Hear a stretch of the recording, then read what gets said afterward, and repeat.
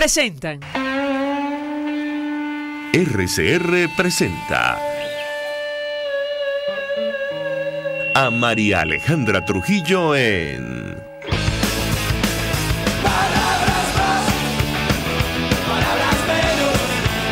Palabras más, palabras menos.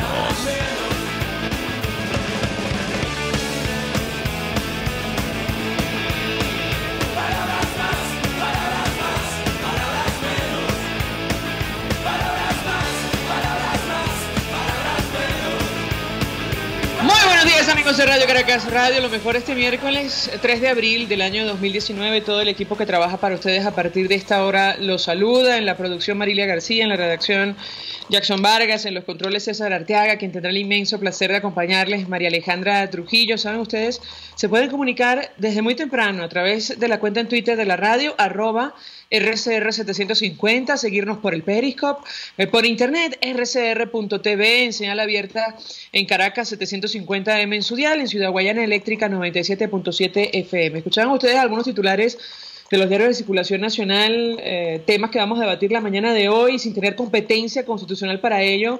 La constituyente comunal anunció que autorizó que el Tribunal Supremo de Justicia en Venezuela continúe juicio contra el presidente encargado y presidente de la Asamblea Nacional, Juan Guaidó, sin allanar su inmunidad parlamentaria. Así quedó reflejado en el decreto que finalmente suscribieron el día de ayer estos dirigentes del PSUV. ¿Por qué cambian la denominación en el decreto constituyente?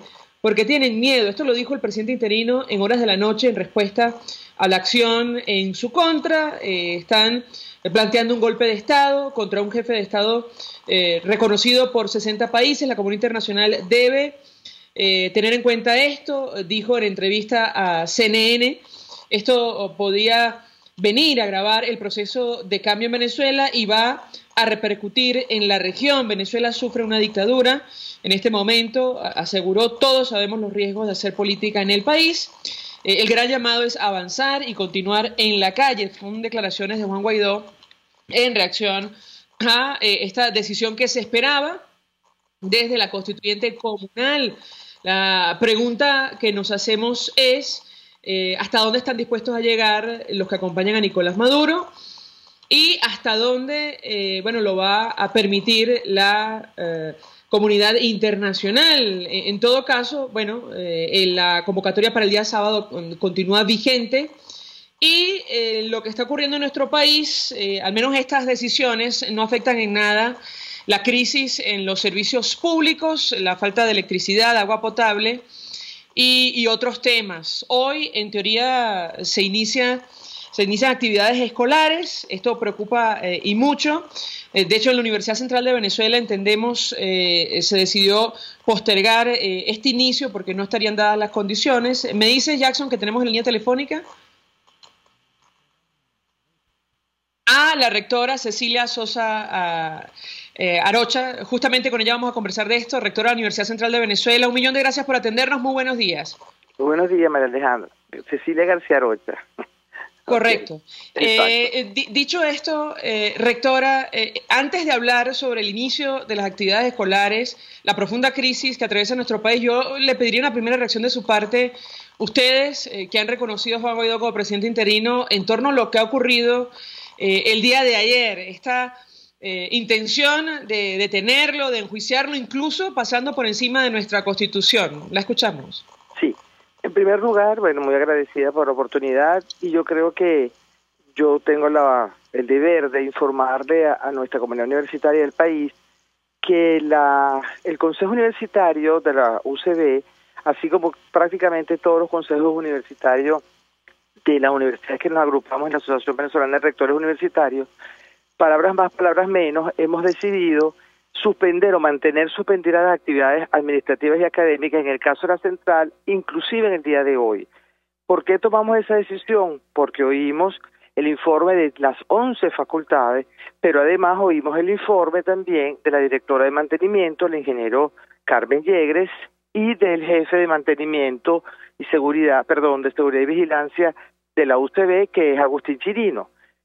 Con base a las intervenciones que se realizaron, incluyendo de los representantes profesorales y de las autoridades universitarias, decidimos mantener suspendidas hasta el día de hoy, inclusive las actividades administrativas y académicas de la UTB.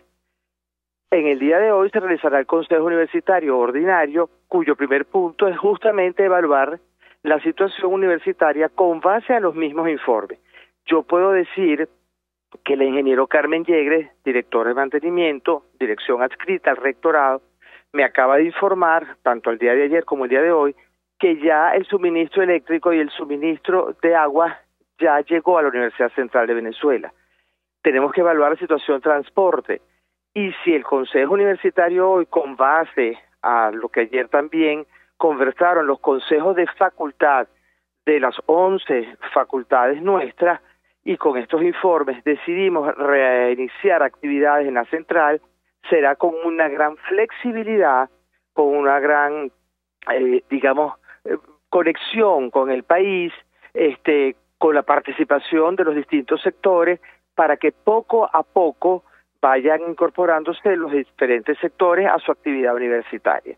Nosotros no estamos de espaldas ni mucho menos despegados al país, estamos en concordancia con lo que está ocurriendo en el país y volvemos a ratificar que nuestras universidades son espacios plurales y que estamos a la orden para poder orientar, así como tenemos el informe avalado por el Consejo Universitario de la Escuela de Ingeniería, de la Facultad de Ingeniería de la UCB, y tenemos las escuelas de ingeniería de todas las facultades de ingeniería de las distintas universidades que nos agrupamos en Averú a la orden, y allí están los informes, y allí están informes que no tienen una coma de actividad política, son informes técnicos que dijeron que desde 2010 están advirtiendo la situación que podíamos vivir, que no hubo mantenimiento correspondiente, que no hubo la inversión adecuada, y por eso estamos pues en la situación como estamos, que trae a su vez la consecuencia del agua y trae a su vez las consecuencias del transporte.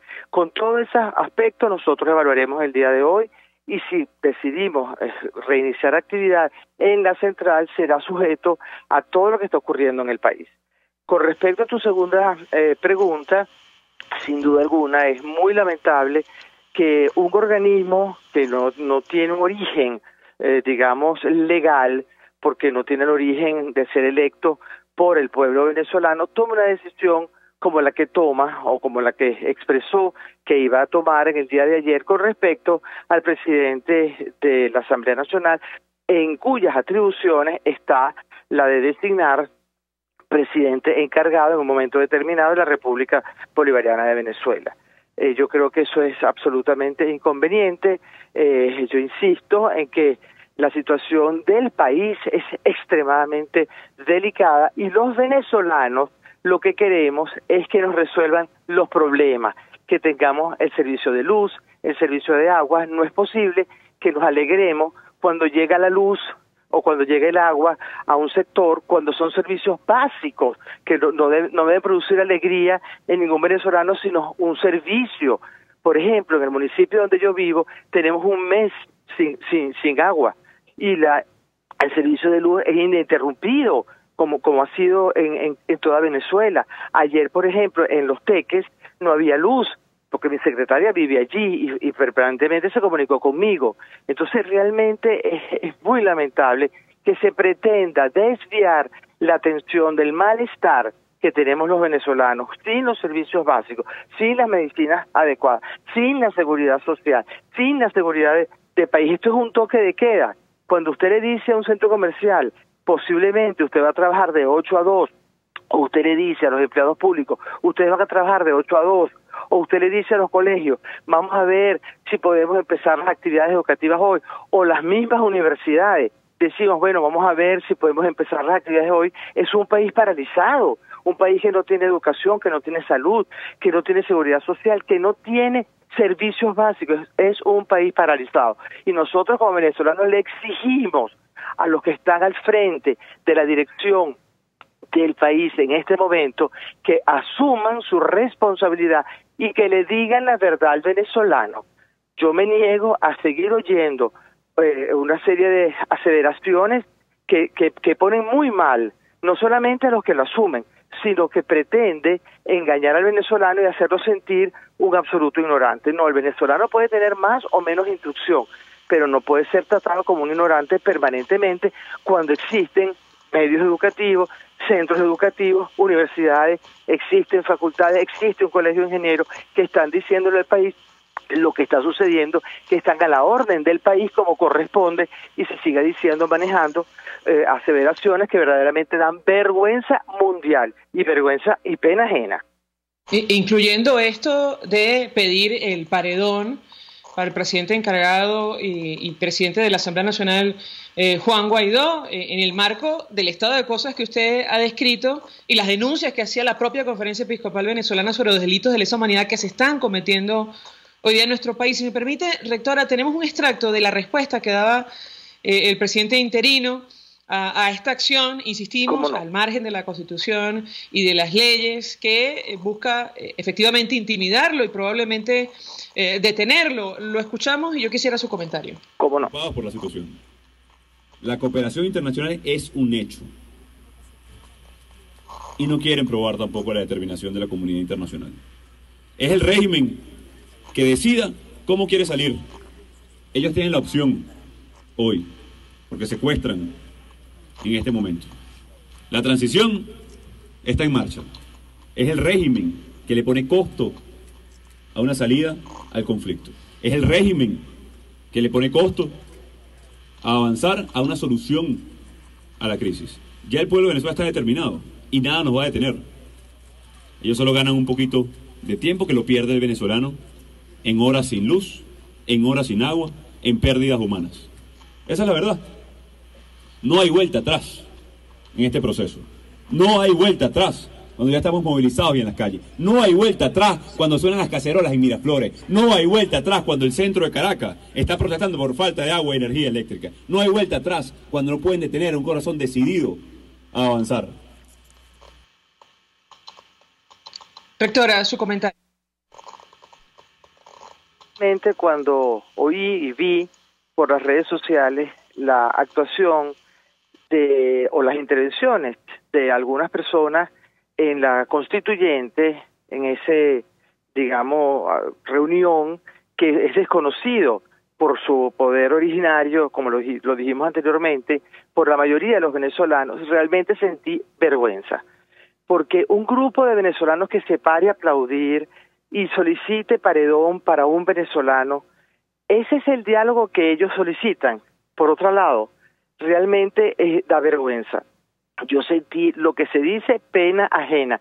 Y te confieso, María Alejandra, no terminé de verlo, porque realmente ya yo no creo, primero que nunca he creído, pero es que realmente me cuesta oírlos y formar parte de esa vergüenza nacional, de la cual no he formado parte jamás. Pero oírlo es bochornoso, por esa parte. Por otra parte, es la verdad. Los servicios básicos no existen. El domingo, todo el oeste y el interior del país protestó. ¿Cómo es posible que salgan un grupo armado que el señor Maduro llama para que defiendan qué cosa? ¿Pero qué es lo que están defendiendo? ¿Cómo es posible que los que están encargados de darle seguridad al país, que es la Guardia Nacional, entonces no actúe? ¿No actúa por qué? Porque tiene una orden superior de dejar actuar a estas personas armadas contra la población venezolana. Es vergonzante.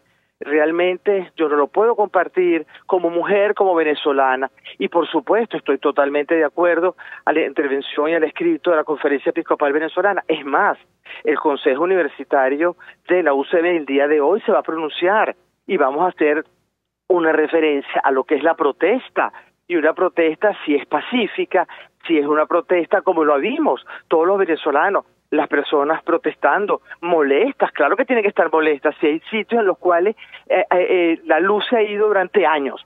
Lo que pasa que en Caracas mantienen la apariencia y bueno, y uno no se entera, a excepción de que tenga esta oportunidad de expresar su opinión, lo cual te agradezco profundamente. Entonces, realmente yo he vivido en el municipio que estoy un mes sin agua y es terrible. Imagínense ustedes lo que significa para otros sectores tener que trabajar sin transporte, sin el suministro de luz, sin el suministro de agua, y sigue el venezolano saliendo adelante. Es admirable realmente, pero tiene derecho a la protesta y tiene derecho a expresar su opinión, y el domingo eso fue lo que sucedió. Entonces ni a ellos ni a nadie usted le puede sacar un grupo armado al que usted llama a defender qué cosa, porque qué es lo que están defendiendo. Entonces realmente yo considero también que no hay vuelta atrás en paz, en democracia, porque no hay vuelta atrás, porque un país no puede desarrollarse en las condiciones en que estamos ahorita.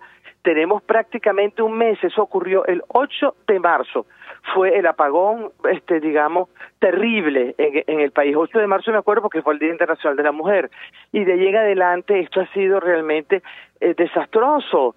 Y un país no puede desarrollarse teniendo a la gente en su casa porque es un toque de queda. Yo creo que el venezolano no se ha dado cuenta. Si viene a su casa a las 2, a las 4 de la tarde y no sale más hasta el día siguiente, y lo que está es esperando que se vaya la luz, que no han dicho dónde, sino que de 6:30 a 8 se va la luz, y lo dicen en qué zona, y la gente corriendo, recogiendo el agua. Eso pasa el venezolano el día, otros buscando medicina, otros en los hospitales, ¿me entiendes?, tratando de que alguien los ayude.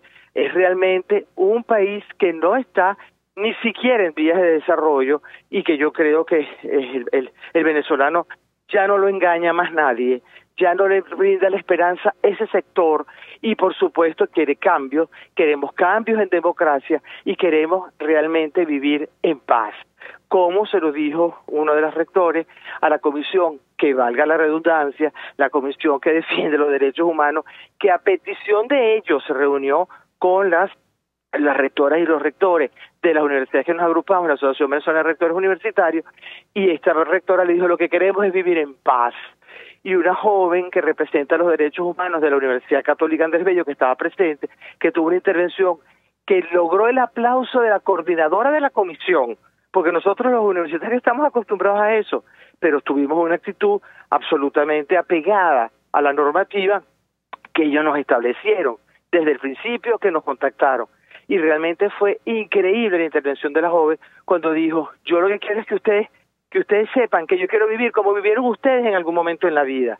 Yo lo que tengo son 22 años, de los cuales 20 años he vivido la situación que hemos vivido todos los venezolanos. Por supuesto, yo también hace 20 años comencé a participar de todas estas actividades, igual que tú, igual que todos los venezolanos. Entonces lo que queremos es cambios, lo que queremos es paz, lo que queremos es dirigentes que no insulten al otro porque piensa diferente, ni digan paredón, ni griten las cosas que gritan, ni lo persigan a uno porque uno piense distinto, políticamente hablando, con todo el derecho que le asiste al venezolano de pensar y de alinearse políticamente como considere. Rectora, tenemos que hacer una pausa para publicidad. Le ruego, de ser posible, permanezca unos minutos más.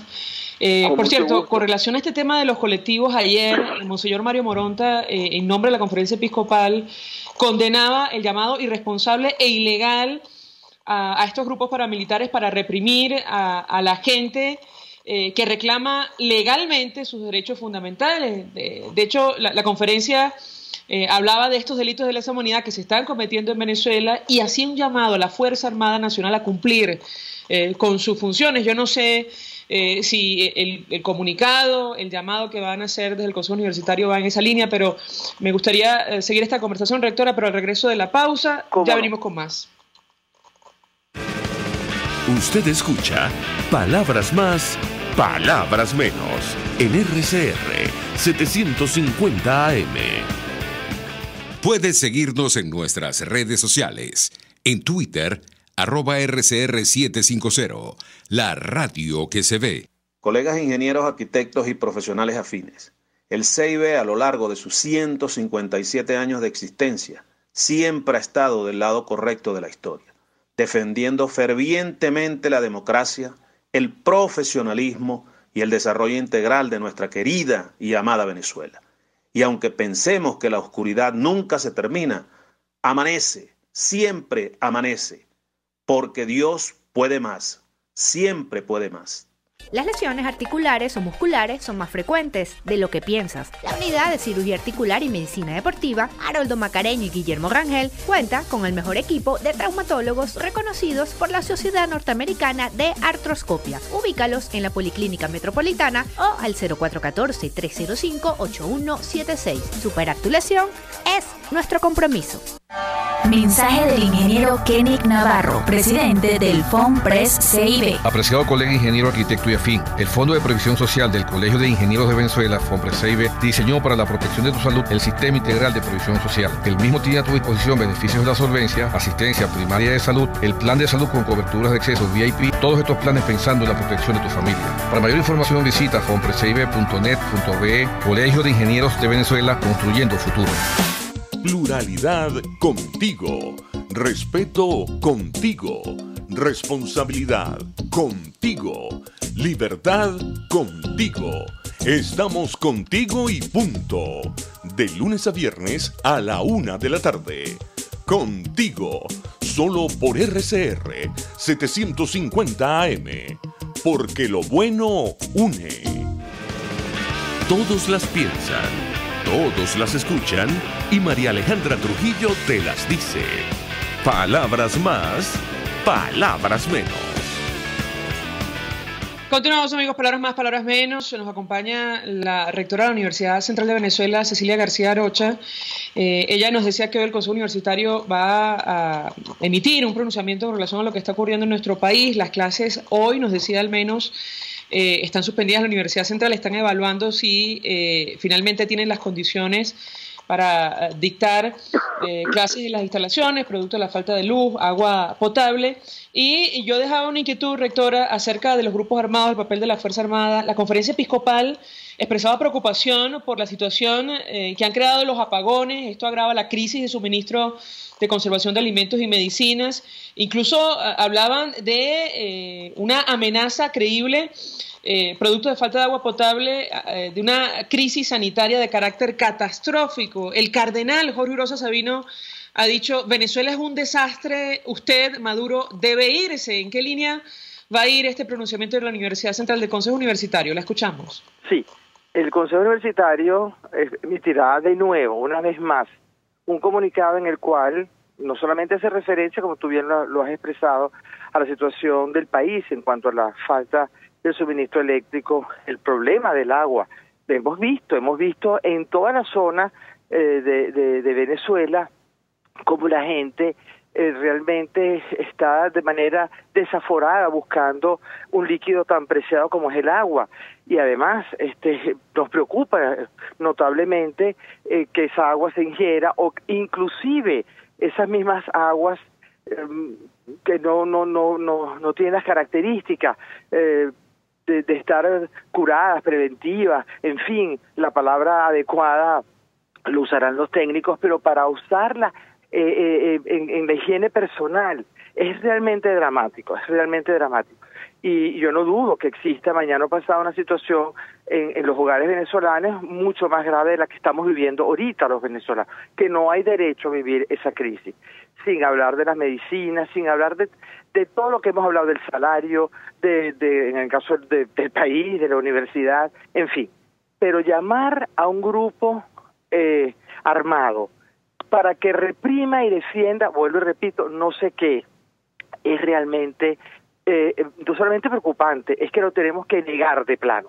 La universidad, en su posición institucional, volverá de nuevo a hacer un llamado a los sectores y al régimen que hoy ostentan la dirección de un país el cual no tiene suministro eléctrico, no tiene suministro adecuado de agua, tiene problemas con las medicinas, en fin, con los salarios, con la educación, con la salud, con la seguridad social, con todo lo que el venezolano tiene derecho a disfrutar, tiene derecho a vivir.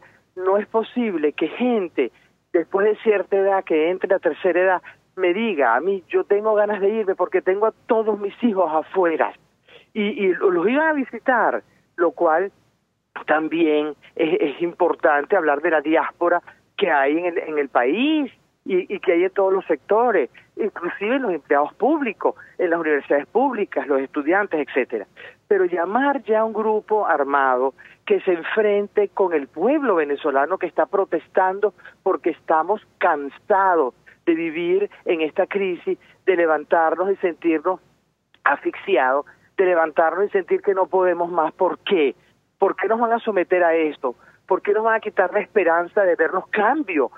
Los cambios ya ustedes no los pueden hacer. Y cuando me refiero a ustedes, me refiero al régimen.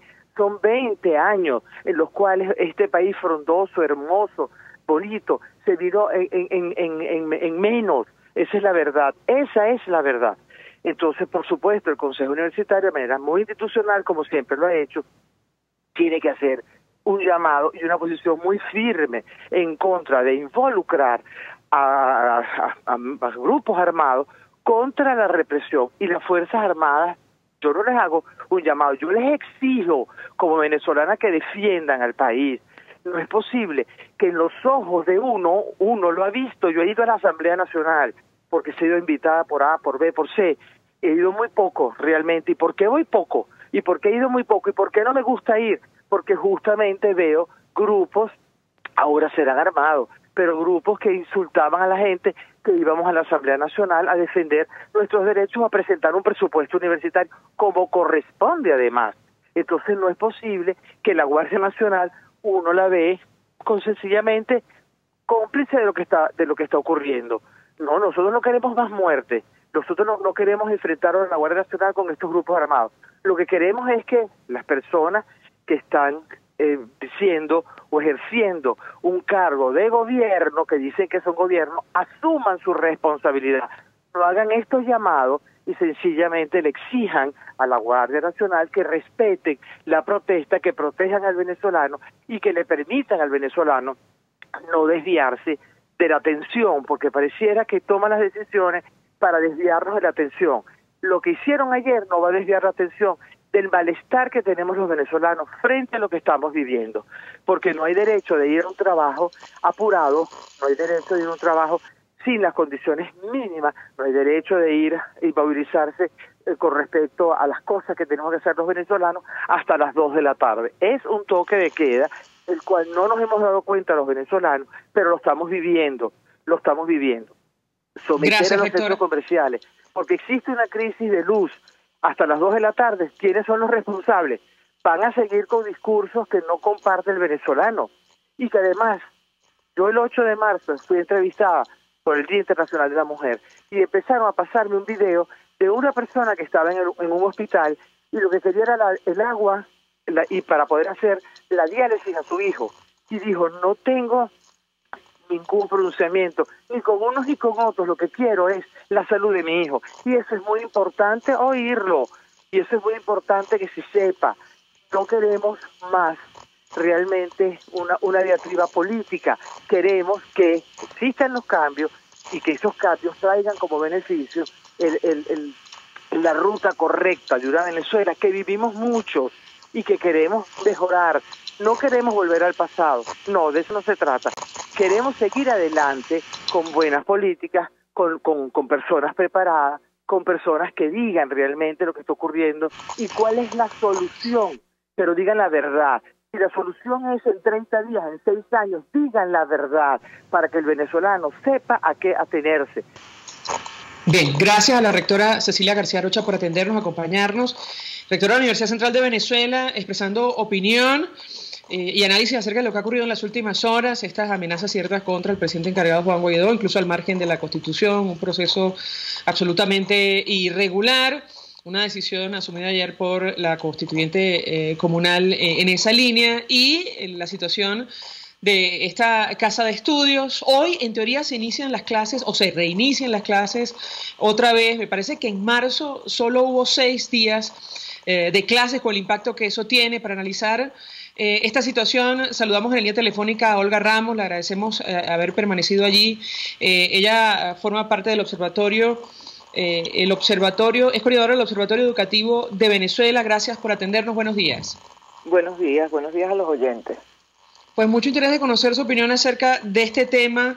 Y la pregunta que yo le haría es, bajo estas circunstancias, ¿es posible reprogramar el año escolar y qué información puede compartir con nosotros acerca de las condiciones en las cuales los niños hoy día tienen que recibir clases en Venezuela. La escuchamos.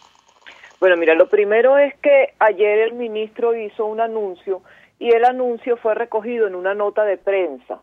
Yo vi el video y leí la nota de prensa. La nota de prensa recoge los datos que el ministro dio, pero después uno se puede sacar cuentas y se da cuenta que no hay ninguna modificación. Me explico. El ministro dijo que la fase de cierre de esta nosotros lo hemos llamado lapso a lo largo de muchos años para que los padres estén más o menos claros, pero de esta parte de los procesos pedagógicos, que es como la segunda del año escolar, se iba a hacer entre el 3 y el 11 de abril. Cuando uno va al calendario oficial que el Ministerio de Educación hizo público a principios de año escolar, dice que ese proceso terminaba entre el 11 y el 12 de abril. Es decir, que el ministro se come el 12, que es viernes, que no entendemos por qué se lo comió, pero además no hay ninguna modificación entre lo que dice el ministro y lo que estaba establecido inicialmente. Pero después, por los caminos verdes, todavía estoy en procesos de verificación, me llegó una muy breve nota que dice que fue enviada por la viceministro Orozco, y eso me llegó esta mañana, donde cambia las fechas y entonces ya no es hasta el 11, sino hasta el 25 de abril. Y pone entre paréntesis 11 días de recuperación. Entonces yo vuelvo otra vez a ver la fecha y me encuentro con que efectivamente se comen el 26 de abril, que es viernes, o sea, desde el ministerio el viernes desaparece, parece que no forma parte del cierre pedagógico, pero se come la Semana Santa porque dice que son 11 días de recuperación y yo por más que puedo, ni incluyendo la Semana Santa me dan los 11 días. Entonces, ¿qué es lo que está haciendo el ministerio en este momento? Lo que está haciendo es, si le creemos a la viceministro y no al ministro, está corriendo las fechas internas, porque después terminan el año escolar el mismo día, que es el 30, el último día, que es el 31 de julio. Entonces, lo único que sucede con el final del año escolar es que en lugar de hacer las actividades que corresponden al cierre de los procesos pedagógicos, la elaboración de informes, la realización de consejos y la entrega de informes que se hace al final de cada uno de estos lapsos pedagógicos, en lugar de hacerlo a mediados de julio, lo corren y lo comprimen. Y en vez de hacer el acto de fin de curso que estaba programado para bachillerato a mediados o casi a finales de julio, lo ponen los 2 últimos días o los 3 últimos días de julio, lo que están haciendo es comprimiendo todas las actividades de cierres pedagógicos y todas las actividades de los docentes que tienen que ver con la elaboración de informes, con realización de evaluaciones, para no mover el calendario escolar. Entonces, cuando tú lo que haces en lugar de reprogramar es adecuar, como dijo el ministro en su alocución ayer, no existe una real recuperación del tiempo perdido. Lo que tú estás haciendo es comprimiendo el tiempo. ¿Qué pasa cuando comprimes el tiempo? Que tanto los estudiantes como los maestros y profesores tienen que hacer más actividades en el mismo tiempo que tenían previsto originalmente. Eso significa que los maestros tendrán que trabajar muchas más horas extras, porque ya normalmente los maestros trabajan más horas de las que les pagan. Y los estudiantes tendrán que hacer más actividades, probablemente serán tareas en casa y trabajos en casa para recuperar el tiempo porque no se puede extender el calendario hacia los primeros días de agosto. Entonces, para no generar un conflicto que el ministerio no sabe cómo puede resolver por una coyuntura que afectó a todo el mundo, lo que se hace es comprimir, y entonces eso, en lugar de garantizar que se recupere, va a disminuir la calidad. ¿Y por qué para nosotros es tan importante el tiempo? Porque cuando uno está en un proceso de aprendizaje, hay un momento en el que conoces lo que estás trabajando, empiezas a investigar, empiezas a hacer actividades que te permiten apropiarte o no de lo que estás aprendiendo, y hay un momento en el que se produce el aprendizaje de apropiarte efectivamente de lo que estás aprendiendo. Entonces, ese tiempo tú no lo puedes ignorar, no lo puedes comprimir. Si tú trabajas por proyectos, hay un momento para cada una de las partes de los proyectos y cada estudiante tendrá algunas variaciones. Algunos les será más rápido o menos rápido el proceso de apropiación de reconstrucción del conocimiento, pero hay un tiempo mínimo, y ese tiempo mínimo está establecido de acuerdo al calendario porque era necesario. O sea, de repente deja de ser necesario y lo podemos comprimir todo como si el único punto importante fuera que se cumpla con las fechas, que se diga que se está cumpliendo con las actividades.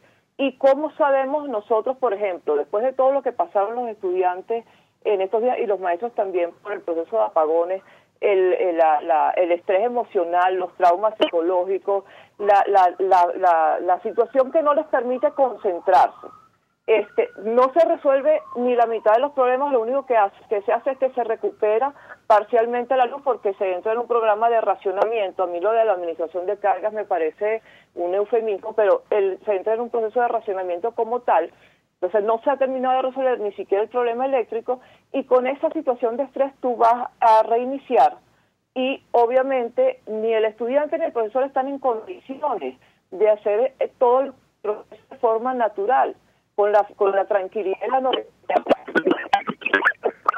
Si tenemos allí problemas con la comunicación, me parece que nuestra invitada recibe la llamada a un celular. Yo le ruego no se mueva porque bueno, allí perdemos el mensaje. Yo le preguntaría a Olga Ramos. Recientemente se publicó un informe de Naciones Unidas en medios de comunicación como The New York Times y CNN, donde advertía la organización que hay desafíos sin precedentes para acceder a servicios esenciales en nuestro país. Y hay un dato: ellos advertían que 1.2 millones de niños en edad escolar no reciben educación en Venezuela.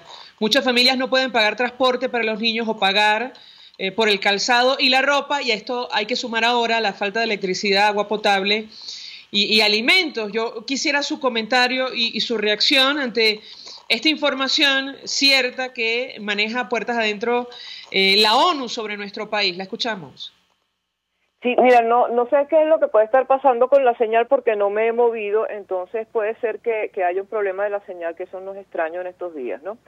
El informe recoge información que es importantísima y que se ha venido manifestando de forma puntual, pero progresiva en el país. Yo no sé si ustedes recuerdan el año escolar pasado, pero el año escolar pasado tuvo un fenómeno que nosotros lo denominamos inasistencia recurrente, porque los estudiantes dejaban de ir cotidianamente a clase por falta de transporte, porque no tenían agua en sus casas o porque no tenían alimentación, ni en la casa ni en la escuela.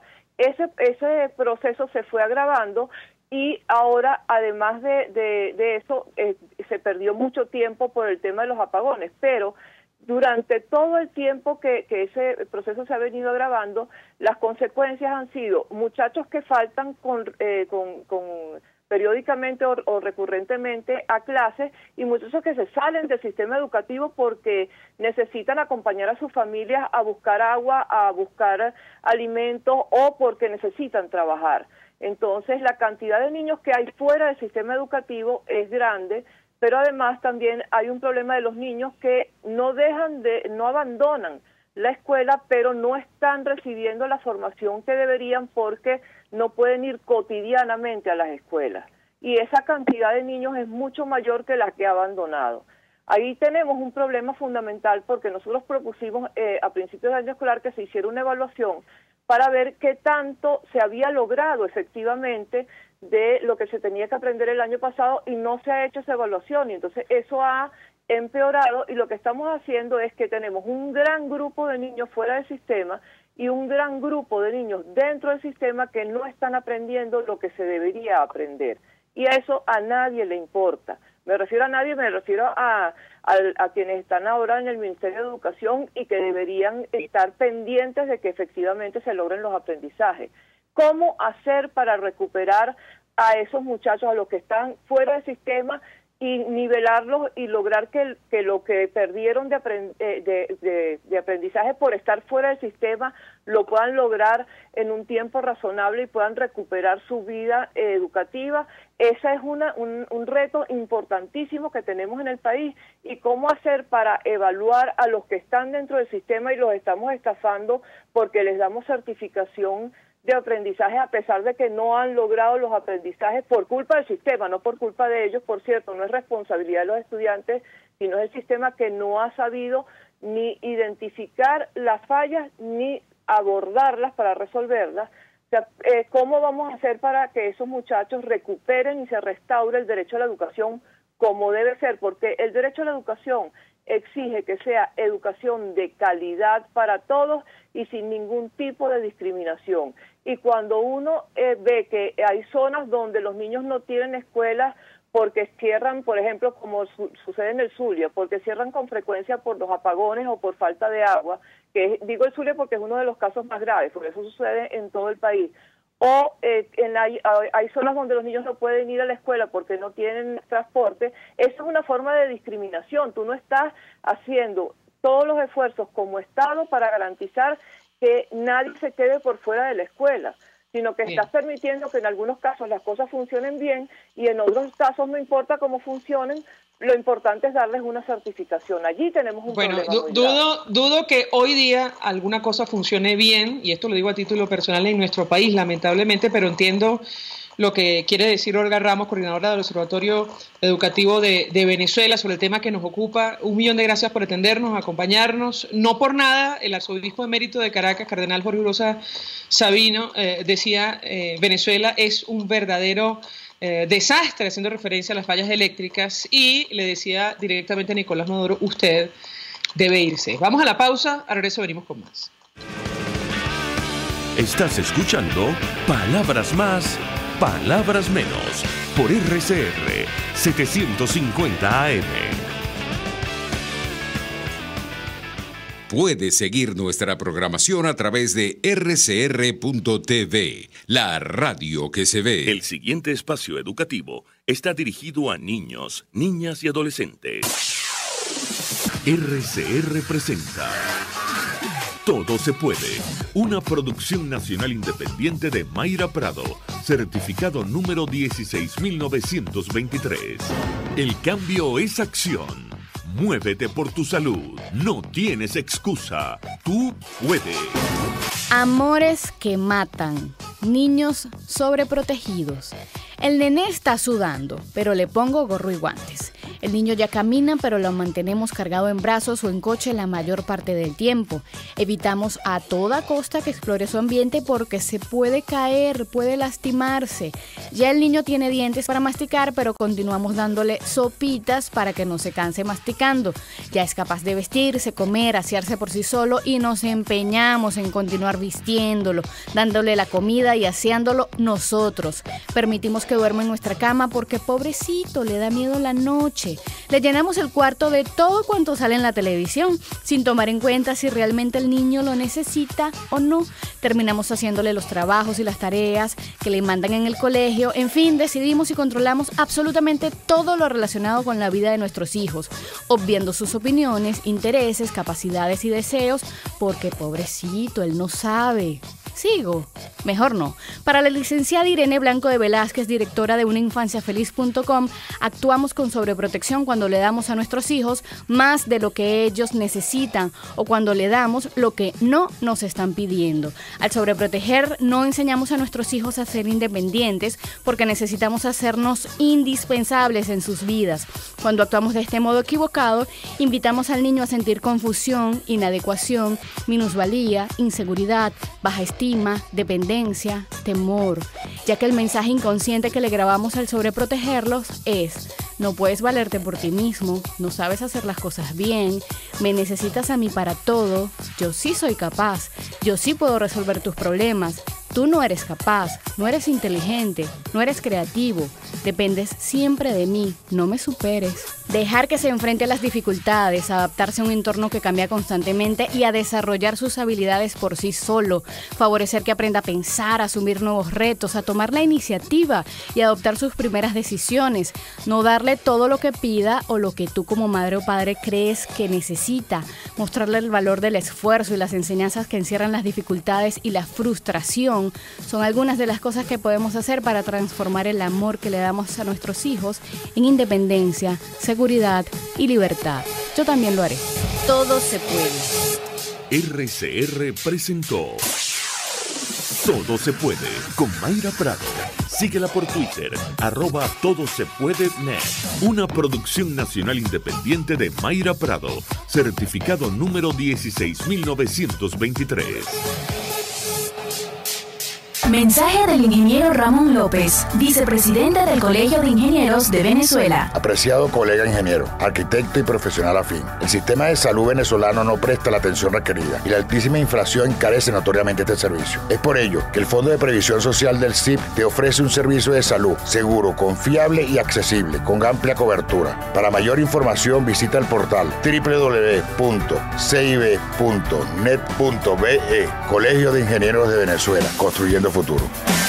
¿Te imaginas unos deliciosos y súper cremosos helados libres de azúcar, libres de lácteos, libres de huevos, libres de gluten, libres de culpas? Te lo tengo. Heladería Vegan Fruit lo hizo posible y aptos para todo tipo de personas. Los heladitos Vegan Fruit los encuentras en los mejores supermercados y tiendas de delicateces. Síguelos en las redes. @heladería Vegan Fruit. Amor vegano y cremoso. Mensaje del ingeniero José Peraza, tesorero del FONPRES CIB. Estimado colega ingeniero, arquitecto y profesional afín, el Colegio de Ingenieros de Venezuela y el Fondo de Previsión Social, preocupado por la salud de tu familia, ha diseñado un sistema de salud integral que coloca a tu disposición y que contiene asistencia primaria de salud, ambulancia, hospitalización, cirugía, oftalmología, dermatología, fisioterapia, psicología, odontología, farmacia y funerario. Para mayor información, visítanos a nuestros portales cib.net.be, fonprescib.net.be, Colegio de Ingenieros de Venezuela, construyendo futuro. Moisés Naim en Efecto Naim. Hola, soy Moisés Naim desde Washington. Conéctese a rcr.tv. También nos puede seguir por @Efecto Naim en Twitter. Y estamos en Facebook y en Instagram. Y no olvide que puede disfrutar todos los contenidos del programa cuando usted quiera, suscribiéndose a nuestro canal de YouTube. Nos vemos en la radio. Los miércoles y viernes a las 7 de la noche. Solo por RCR 750 AM. Información, opinión, contraste.